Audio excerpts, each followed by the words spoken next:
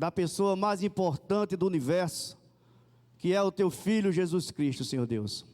Pai, que teu Espírito Santo venha exaltar, Deus, aquele que deu a vida por cada um de nós, Senhor Deus. Que o teu Espírito Santo, Senhor, use o teu filho Ismael, o teu servo Ismael, Senhor Deus, para pregar a verdade do teu evangelho nesta tarde, Pai. E que somente a verdade seja dita neste lugar, neste momento, Deus. E que a gente não saia daqui hoje tão somente com a verdade em nossos corações, porque esta verdade vai fazer a diferença nas nossas vidas. É essa verdade que vai nos fazer sermos parecidos contigo, Senhor. Assim eu oro e te agradeço no nome de Jesus. E a igreja diz: amém, meus irmãos. Responsabilidade de falar do Filho, o nosso Senhor Jesus Cristo, né? A pessoa mais importante do universo, o centro das Escrituras Sagradas. Tudo dentro da palavra de Deus nos leva a crer no Senhor Jesus e tão somente a Ele, porque Ele é o nosso único Deus. Amém? E estamos aqui para exaltar o nome dEle.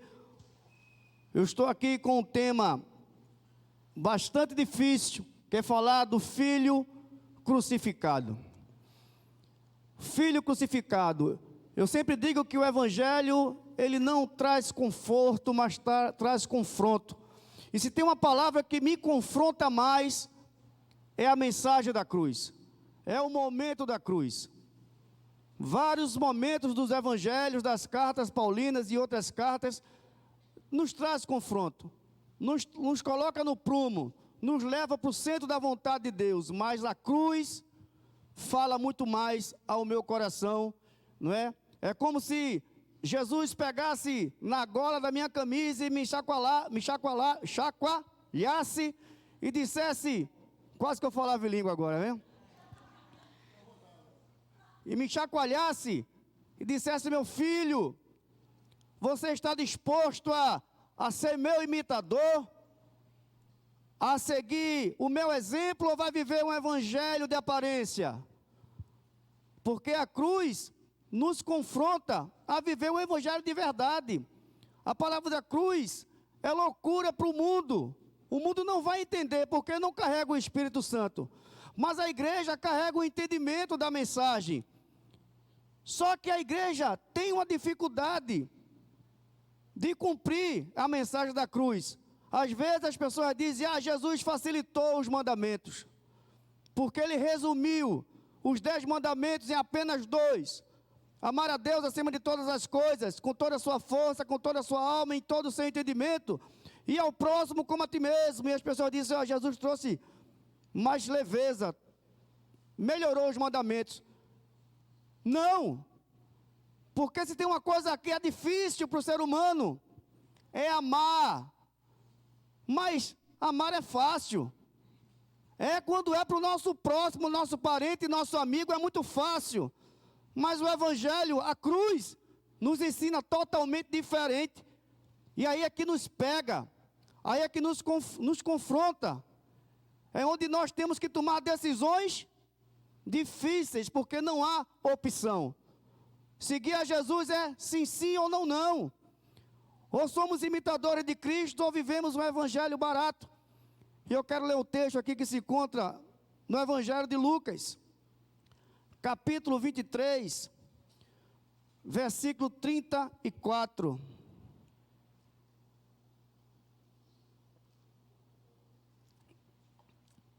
Olha só, lá no Antigo Testamento, o escriba Esdras, toda vez que ia ler as Escrituras Sagradas, o povo de Deus se levantava, amém? Então aqueles que puderem ficar de pé, vamos seguir esse princípio.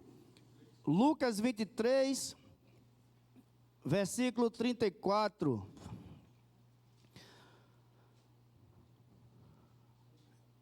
Já está ali na tela.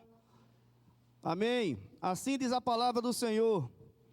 Apesar de tudo, Jesus dizia: Pai, perdoa-lhes, pois não sabem o que estão fazendo. A seguir, dividiram entre si as vestes de Jesus e tiraram sortes.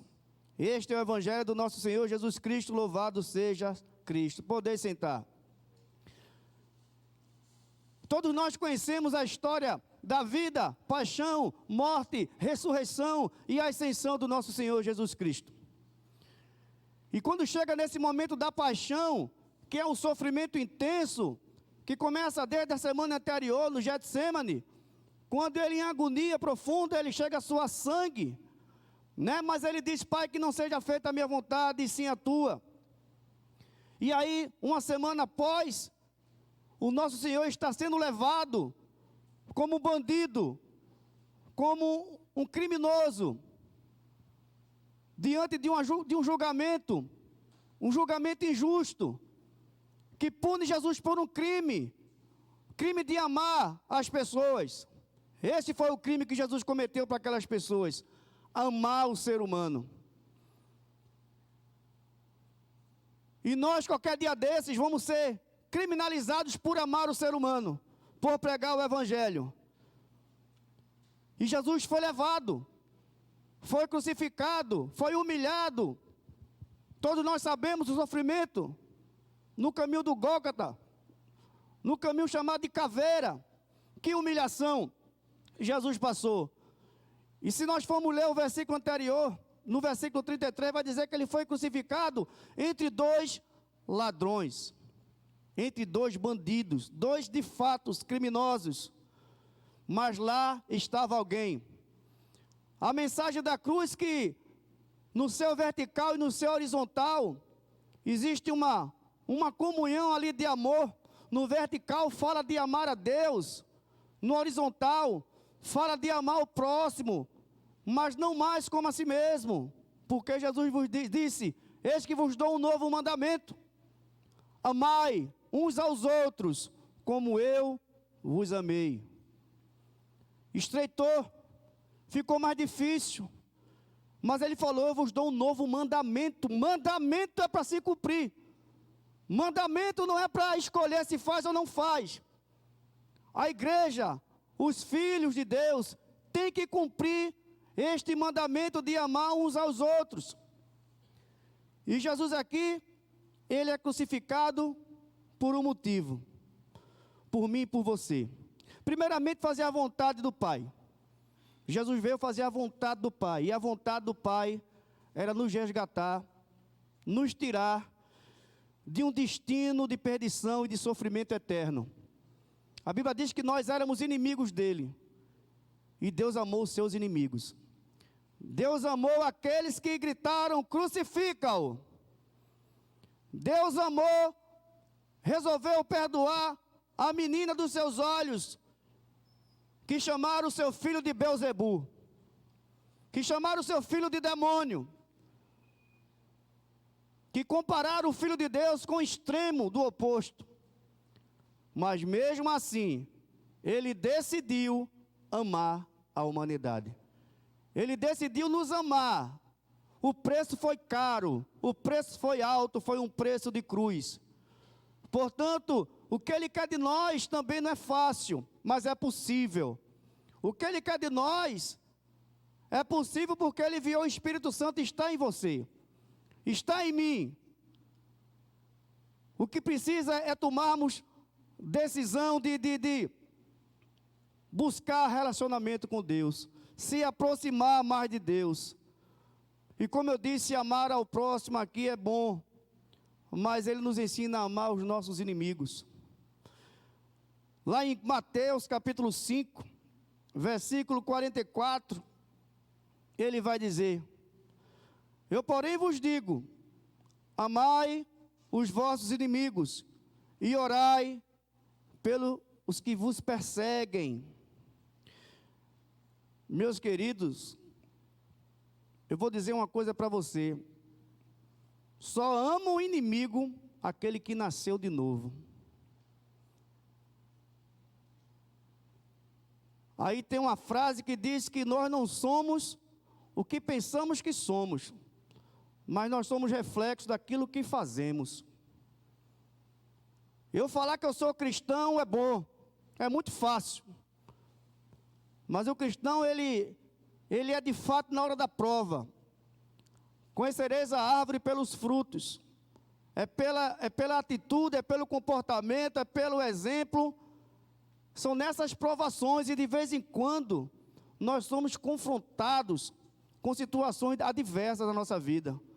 Pessoas se levantam em nossas vidas, fazem algo que nos entristece, que nos decepciona, que nos dá até raiva. Ficamos até com sentimento ruim. E é nesse momento que Jesus olha para a gente e diz: e agora? Que espírito tu sois? Que espírito tu carregas? Isso não é diferente não, desde o primeiro século que Jesus vem tratando isso com os seus discípulos.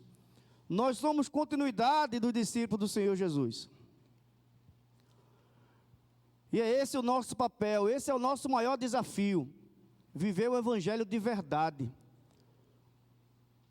O evangelho de verdade é quando nós conseguimos perdoar quem nos ofendeu. O evangelho de verdade é quando nós conseguimos amar quem nos quis mal. Esse é o verdadeiro cristão. Esse pode bater no peito e dizer: nasci de novo. Porque o homem natural não consegue. E muitos no meio da igreja não conseguem, porque não nasceu de novo. É necessário orar todos os dias e ser sincero com Deus: Senhor, a minha mente é limitada, eu não sei até onde ela vai, mas se por um acaso eu não nasci de novo, Senhor, faz com que eu nasça de novo, Senhor. Tu és o oleiro, Senhor, e se eu não nasci de novo, me quebra onde tem que ser quebrado, porque eu quero nascer de novo, Senhor. Eu não quero viver o evangelho de aparência, eu não quero viver o evangelho de mentira, eu quero viver o evangelho de verdade, eu quero ser imitador de Jesus Cristo, eu não quero ser um pregador da palavra, eu quero ser a mensagem viva dessa palavra, eu quero que as pessoas vejam isso em mim. É difícil, mas ore com sinceridade ao Senhor: Senhor, me quebra todo, até eu nascer de novo.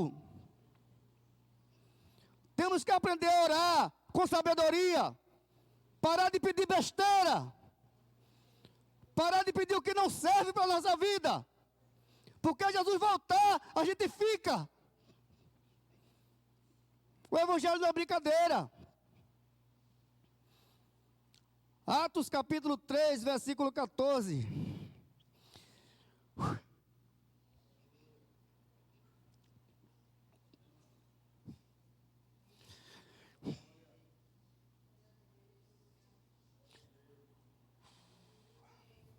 Pedro vai dizer: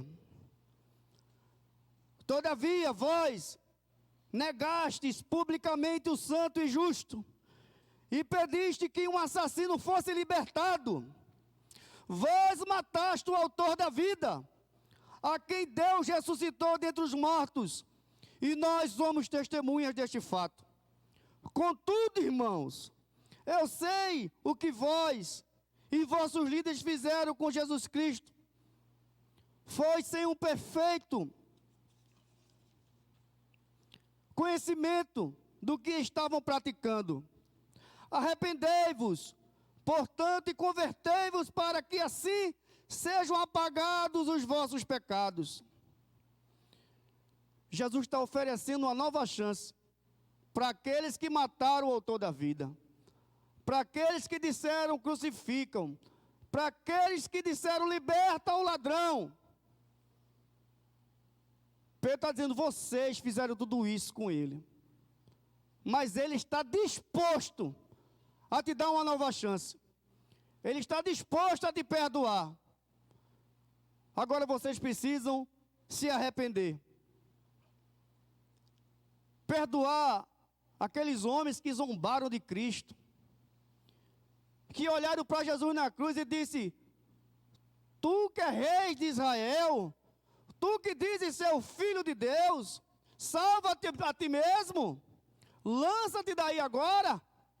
E riam, e zombavam, e o Senhor lá sangrando, sofrendo dores terríveis. E a menina dos olhos de Deus fazendo tudo aquilo com ele. Você acha que 1% daquilo, se fosse com a gente, éramos capazes de perdoar esse tipo de pessoa? Só quem nasceu de novo. Só quem nasceu de novo. Há pouco tempo, houve uma chacina numa escola. Época da Páscoa. Crianças estavam indo festejar a Páscoa. Um pai leva a sua filha, imitando um coelhinho, dançando, brincando. O pai deixa a filha e vai voltar a pegar a filha morta. Porque um maluco cheio de demônio entrou lá e atirou nas crianças e mataram a sua filha. Aí chega a imprensa. A imprensa pega aquele pai, que era pai, era cristão e era um policial militar. E perguntou qual foi a última imagem que ele tem da filha. Ele disse: eu trouxe ela estava dançando a música do coelhinho. E agora? Ele fez: agora o que eu posso fazer é perdoar quem fez isso com ela. Porque o Deus a quem eu sirvo,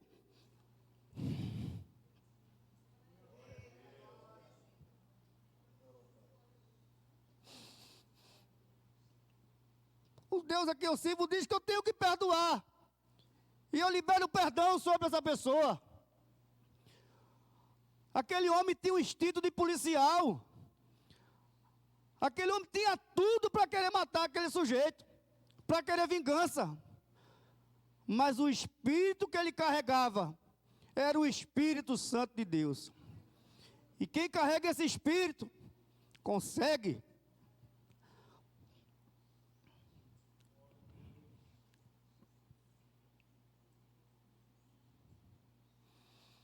E o que é que o Filho de Deus nos ensina?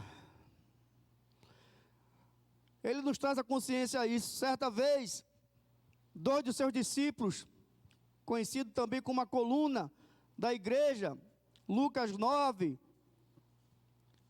a partir do versículo 54, vai dizer assim: diante de tal situação, os discípulos Tiago e João propuseram: Senhor, queres que mandemos descer fogo do céu para que sejam aniquilados?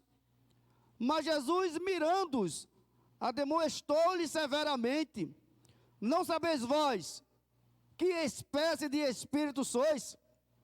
Ora, o Filho do Homem não veio com o objetivo de destruir a vida dos seres humanos, mas sim para salvá-los. E assim rumaram para um outro povoado. Nesse contexto, os discípulos estavam em Samaria. E os samaritanos não queriam receber o Senhor. Não quiseram hospedar o Senhor. E aí esses 2 discípulos encheram o coração de raiva, de ódio, de sentimento que não vem de Deus, mas que vem do maligno. O maligno não tem alegria. O maligno não tem felicidade, porque isso não faz parte dele. Isso é atributo de Deus. O que ele tem tudo é fingimento, é falsidade. Ele se faz de feliz, ele se faz de alegre, ele se faz de bom. Tudo mentira, para enganar o ser humano. E Jesus confronta os seus 2 discípulos, porque eles aprenderam isso das Escrituras quando Elias fez isso. E eles com sentimento de ódio e de vingança. E Jesus pergunta: que espírito sois vós? Vocês andam com o espírito adâmico ainda, a natureza adâmica caída? Ou vocês nasceram de novo? O Filho do Homem não veio para aniquilar a humanidade, mas para salvar. E nós temos que trazer isso para a nossa consciência. Quem lhe ofende, quem lhe faz mal, ou aquilo que você vê nas notícias todos os dias, uma maldade atrás da outra, ore por eles, interceda por eles, ame essas pessoas, porque não são elas, é o que está por trás delas. Quando nós temos isso na nossa consciência, iríamos deixar de ter birra com pai, birra com mãe, com esposa, com marido, com filho, com primo, com amigo, porque nós temos a mente de Cristo. Aqueles que têm a mente de Cristo discernem tudo, enxerga com as lentes do Espírito Santo. Aqueles que não têm a mente de Cristo não discernem coisa alguma, estão cegos em seu entendimento e fazem coisas porque não sabem, porque não conhecem a Cristo, mas nós conhecemos. É aí que nós somos diferentes. É aí que a gente vai fazer a diferença. Seremos sal da terra e luz do mundo. E através dessa diferença, dessas obras, desses frutos que vão sair de nós, por conta do Espírito Santo, o vosso Pai, que está nos céus, será glorificado pelos vossos bons exemplos, pelos vossos frutos, por aquilo que o mundo vai dizer que isso é loucura. Como é que pode essa mulher perdoar esse homem, depois de tudo que ele fez? Como é que pode essa mulher perdoar, esse homem perdoar essa mulher, depois de tudo que ela fez? Como é que pode essa pessoa não botar o patrão na justiça, depois de toda a injustiça que ele fez, e não vai botar na justiça? Meus irmãos, Deus é o justo juiz. Deus, ele faz um reboliço tão grande que no final das contas você vai sair no lucro.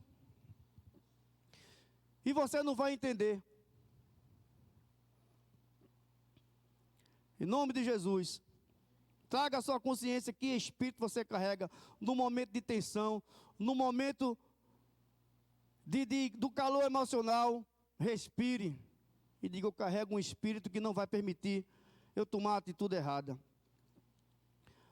Mateus capítulo 7, a partir do versículo 1, Jesus vai dizer: olha, não julgueis, para que não sejais julgados, pois com o critério que julgardes sereis julgados, e com a medida que usardes para medir a outros, igualmente medirão a vós. Porque reparas tu o cisco no olho do teu irmão, não percebes a viga que está no teu próprio olho? E como pode dizer a teu irmão: permite-me remover o cisco do teu olho, quando há uma viga no teu? Hipócrita, tira a primeira trave do teu olho, e então poderás ver com clareza para tirar o cisco do olho do teu irmão. Aí eu percebo que a cruz tira de nós aquele espírito de juiz, aquelas vestes da religiosidade. Quem carrega as vestes da religiosidade se transforma no verdadeiro juiz. Quem carrega as vestes da religiosidade não consegue olhar para o seu próprio umbigo. Mas quem carrega as vestes do Cordeiro entende que é salvo pela graça, que não é mérito meu e seu, que nós merecíamos estar condenados, mas nós somos salvos pela graça mediante a fé. Isso não vem de nós, é dom de Deus. E não é pela minha, sua obra, para que eu e você não venham a se vangloriar de nós mesmos. Mas é tudo vindo dEle, tudo é sobre Ele. Ele que faz, Ele que move, é o Espírito que sopra para onde Ele quer. Não sabemos de onde Ele vem, para onde Ele vai. Assim é a vida daqueles que nasceram de novo. A gente apenas fica na dependência do comando do Espírito Santo. A gente apenas ora antes de tomar qualquer atitude. Atitude que vai nos fazer errar. Atitude que vai nos fazer ser diferente daquilo que Deus tem como proposta para mim e para a sua vida. Nós precisamos fazer a diferença nesse mundo. E quando eu olho para a cruz, eu preciso orar muito: Senhor, quebra-me, Senhor Deus. Quebra-me, porque eu sou muito limitado. Já estou terminando. Para que nós nos tornemos filhos de Deus, é necessário fazer aquilo que ele fez na cruz, perdoar. Aí no versículo 46 de Mateus 5, vai dizer: porque se amardes os que vos amam, que recompensa tendes? Não fazem os publicanos igualmente assim? E se saudardes somente os vossos irmãos, que fazeis de notável? Não haja os gentios também desta maneira? Assim sendo, sede vós perfeitos, como perfeito é o vosso Pai que está nos céus. Resumindo isso aqui, Jesus está dizendo: faça a diferença. Seja diferente. Saudar os irmãos, dizer eu te amo para o teu irmão, para o teu parente. Isso o mundo faz. Isso é coisa normal. Agora faça a diferença. Você pode ser um instrumento para salvar um inimigo seu. Você pode amontoar brasas vivas na cabeça de quem te faz mal. E aquele teu inimigo chegará um dia que estará contigo, neste lugar, exaltando e glorificando o nome de Deus. Provérbios 25, 21, vai dizer: se teu inimigo tiver fome, dá-lhe de comer. Se tiver sede, dá-lhe de beber. É procedendo assim que amontoarás brasas vivas sobre a cabeça dele, e o Senhor te recompensará. Paulo pega essa mesma palavra em Romanos e confirma.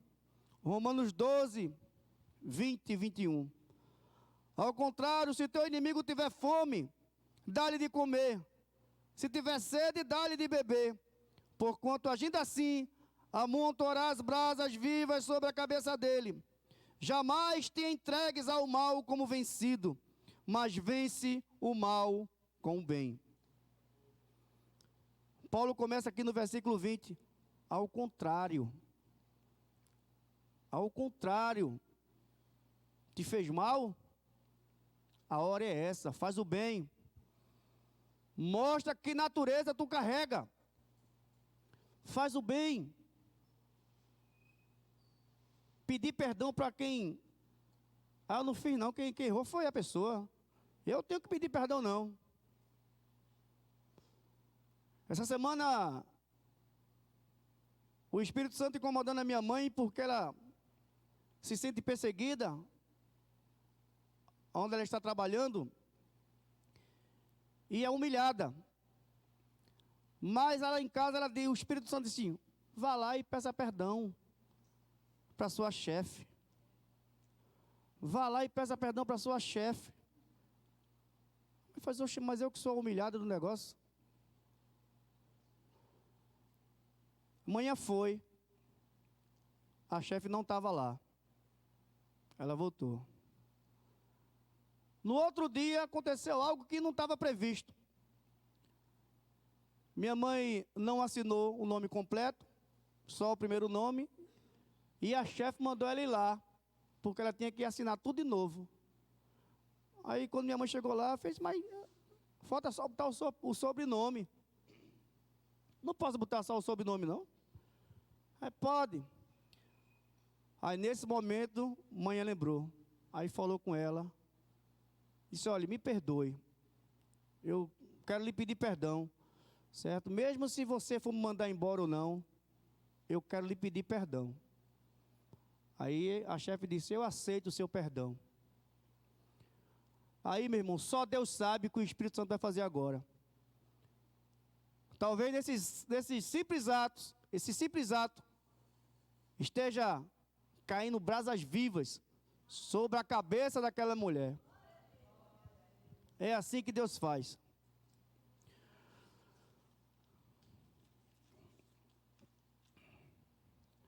É isso, meus irmãos. Não desejem viver um evangelho barato, um evangelho raso. Nós temos nos preocupado bastante nesta paróquia sobre trazer a verdade do evangelho, sem mistura, sem fraudar o evangelho, sem ser interesseiro. A Bíblia diz que nos fins dos tempos se levantarão mestres, semelhantes a Balaão, a Jezabel e a Caim. Está lá no livro de Judas. Nos últimos dias se levantarão mestres, líderes, semelhantes a Balaão, que era ambicioso. O ambicioso não está pensando na sua salvação, não. O ambicioso está pensando no seu dinheiro, preencher a conta bancária dele.